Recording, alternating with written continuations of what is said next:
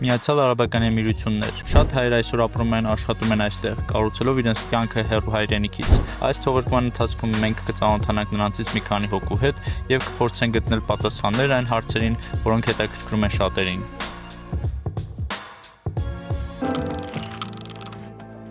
Ծանոթացեք, Կարինեն է։ Հայաստանում նա երկար տարիներ աշխատել է մեր թիմում Brainstorm կազմակերպությունում, որպես project manager։ Վերջերս Կարինեն տեղափոխվել է Աբու Դաբի, որտեղ այժմ ապրում եւ աշխատում է, շարունակելով զարգացնել իր կարիերան նոր միջավայրում։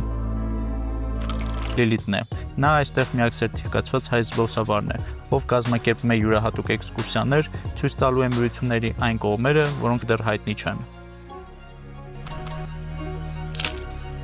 Եվ վերջապես Էդմոնդը։